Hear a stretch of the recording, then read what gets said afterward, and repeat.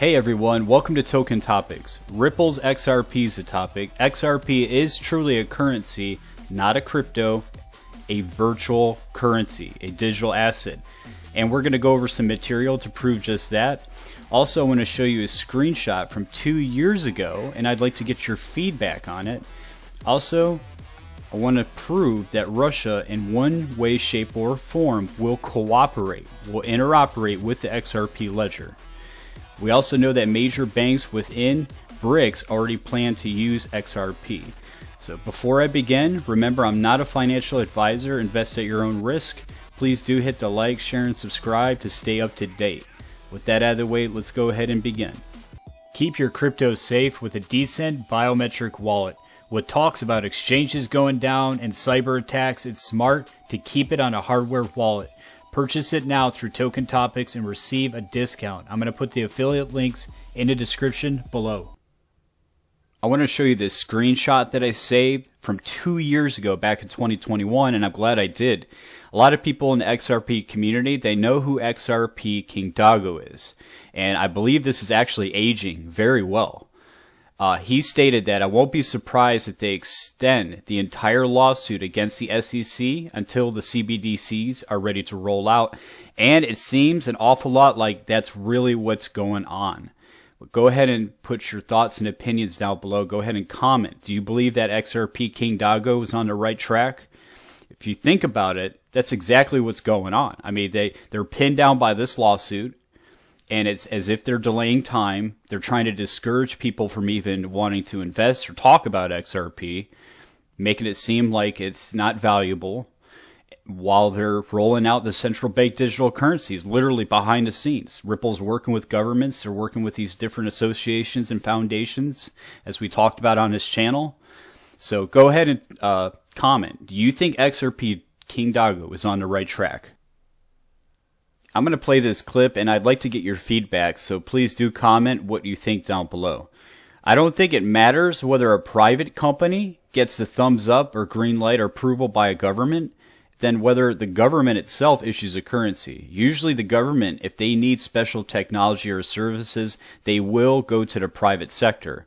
XRP was declared a virtual currency not only by FinCEN, but also the U.S. Treasury. And what's really odd is that Gary Gensler at MIT even called XRP a virtual currency.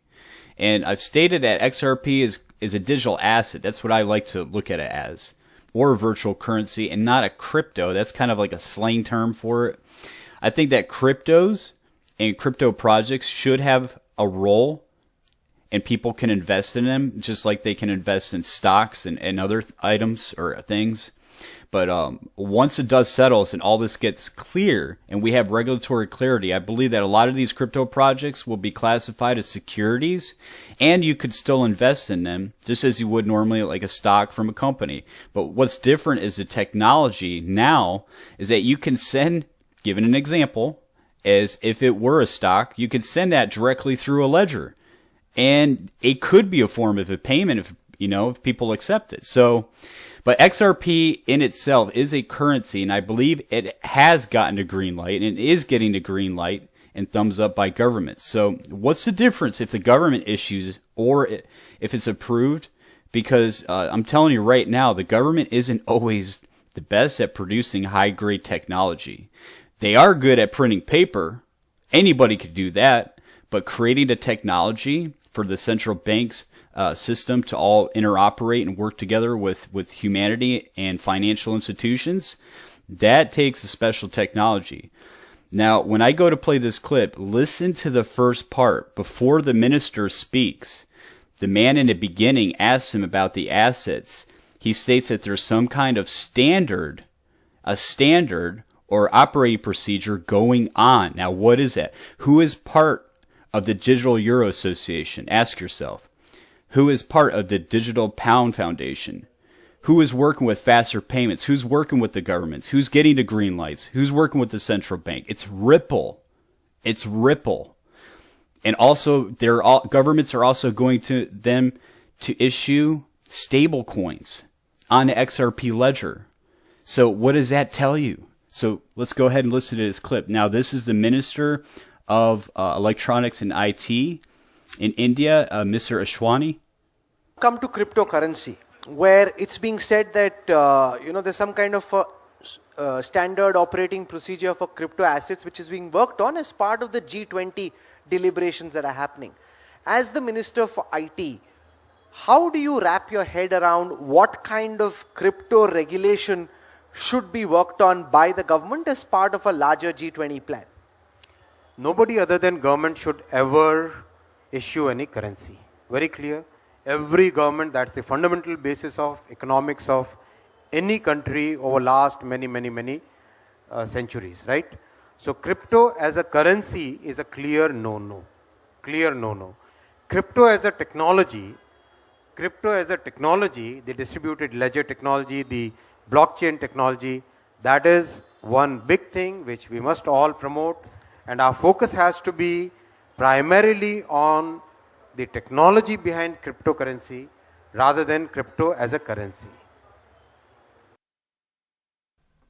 I want to share this tweet from Linda P. Jones, and it fits in beautifully with the topic we were just discussing on the government going to the private sector to create a currency, and XRP is a currency. It was the digital asset investor actually created this. He said there are only 2 companies in his lifetime that he's aware of that had stated a goal of creating a global reserve currency. One was PayPal, their VCs altered the path, and 2, Ripple.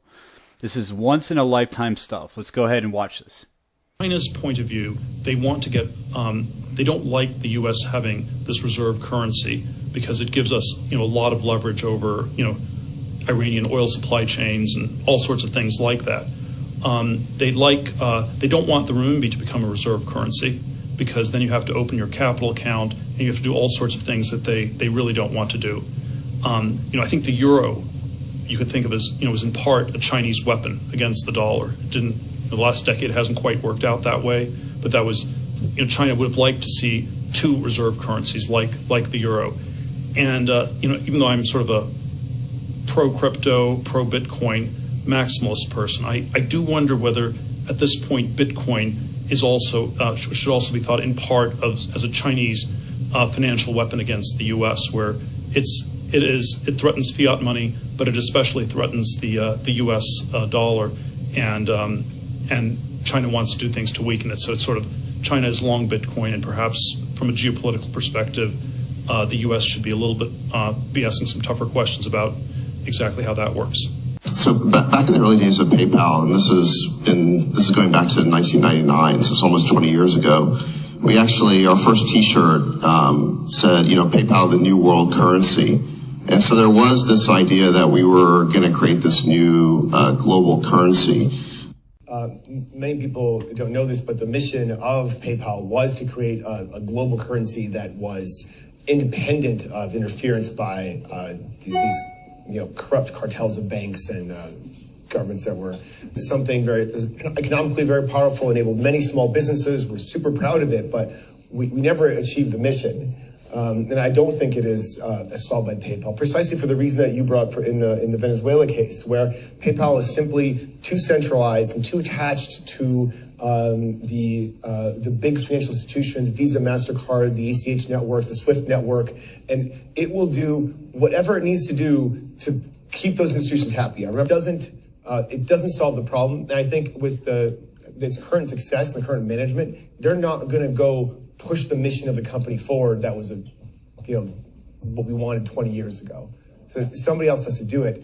Not to mention that it was the wrong crypto foundation, but that's a different story. And so why didn't you guys foresee this and build something that would solve the problem? Well, we tried. When we were building the company, initially, Max Levchin, he started working on his thesis in cryptography, was my co-founder at PayPal. He researched Chaumian blind anonymous digital currencies, and then we that didn't think that was going to quite work. It was too centralized, and it wasn't quite anonymous. Then I think we just never figured out quite the right algorithm, and we were pressured by investors to just get the product out. This is part of the problem of taking investment money prematurely. I wonder what would have happened if Matt's just been able to sit around and brainstorm and work on the idea, and we don't talk about the mission, and maybe we could have figured out an algorithm that was more like the modern crypto algorithms, which I'm so grateful for. 100 billion XRPs will be enough to cover once the XRapid service scales to a global full scale, or would there be a shortage? Well, so when XRP was created, this actually was created before Ripple existed. The creators of XRP decided there'd be 100 billion units because they saw it as rather than having a smaller number with a very high price, they saw it as something they wanted to be effectively a global reserve currency. Now look at this. Back in 2017, Ripple stated, most importantly, we remain more committed than ever to the simple goal of making XRP the world's reserve digital currency. Next topic. Now, will Russia use XRP? The fact is that they've already used XRP. There's a lot of people that might not even know that Russia's already used XRP. Now, will the BRICS nations use XRP? The answer is definitely yes. In fact, there's banks within the BRICS that already are partnered with Ripple. But a big question is, will Russia use XRP? Will China use XRP? Now, most likely, Russia's already stated that they will create their own blockchain. But here's the thing, and people might not understand, is interoperability. That's the key. And if you watch the previous video, Russia stated that the idea is for their ledger to interoperate with other ledgers. So it would be natural for it to also interoperate with the XRP ledger. They already know the technology because they've already tested it out. Here's the thing, it's SWIFT, it's a SWIFT system that Russia and other countries can't stand because the Western entities have weaponized it. Will Russia use XRP? I personally think so in one way, shape, or form. It's going to have to interoperate with the XRP ledger. Russia wanted to use crypto as a SWIFT replacement to make international payments. The other side of the payments would be under the regulation and scrutiny by local authorities. Crypto offers confidentiality as crypto does not make payments anonymous. And it continues that even though Russia central bank tested Ripple in the past as a cross-border payment alternative, it's hard to believe that it would select a U.S. company as an alternative to SWIFT in the current situation. Let's rewind though. We just went over the topic that XRP is not a crypto, it's a currency, and they are also working with governments and regulators around the world. So that paragraph, check it off, XRP passed.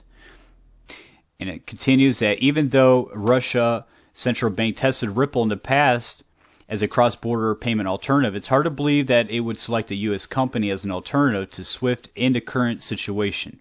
The positive, though, on the other hand, here's the good part. On the other hand, the U.S. may realize that its best shot at deploying a U.S.-based cross-border payment system is actually Ripple. So that's going back to what I was stating about going to the private sector. The government went to the private sector with Ripple.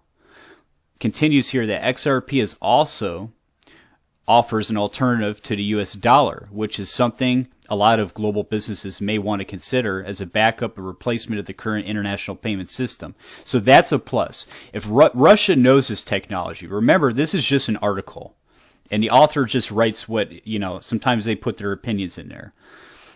Ripple has created a decentralized system. People argue and say it's centralized. It's decentralized. As the network grows and there's more nodes on the network, it becomes decentralized. Russia understands this.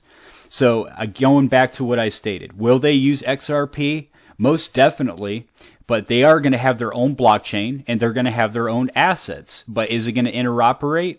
That was the whole idea, to level the playing field. So I just want to quickly go over this article again. So Russia develops a blockchain system to replace SWIFT. Here's the key. Russia has already used XRP. They're familiar with the technology. They know it's a distributive ledger technology. So what Russia is creating, here's the key right here, where I just highlight. The platform is designed to be able to provide an integrated system based on distributed ledger technology, to be integrated. So what that means is they're going to allow for it to be connected to other blockchains? And what is a major distributive ledger technology that would be vital for, especially when you're talking about money flows and trades, what would be vital to be connected to that?